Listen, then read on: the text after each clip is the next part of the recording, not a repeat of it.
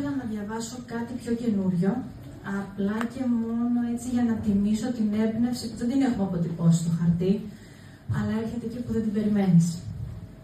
Το ποίημα λέγεται «Τα λόγια μιας νύχτας». Πέφτει το ασήμι του ουρανού και απλώνεται ενοχελικά πάνω στις μαύρες ρητίδες του πελάγους.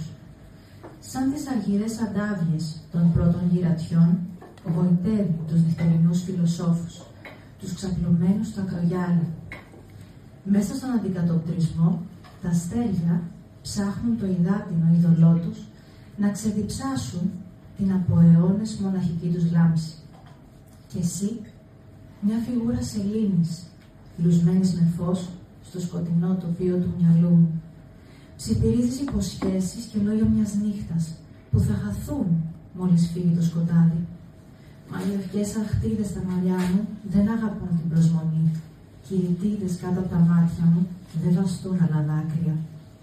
Στην ομορφιά του εφήμερου μονάχα η νιώτη κολυμπά δίχως οσίδιο κι εγώ γέρασα πια. Άσε με να ξαποστάσω τις ανασφάλειές μου, τις γερμένες στο μαξιλάρι μου, τούτη την ώρα μετά τα μεσάνυχτα. Το ασήμι θα σωθεί κι άλλα πλούτη δεν έχω πέρα από την ψυχή μου. Γι' αυτό, πες μου αντίο πριν ξημερώσει κι άφησε την καρδιά μου. Τους κλέφτες ποτέ δεν αγάπησα και με τη θέληση μου δεν θα σου χαριστώ. Η πολυθρόνα μου έχει θέα θάλασσα και το σχήμα του κορμιού μου. Τι πιότερο να μου προσφέρει μια νύχτα.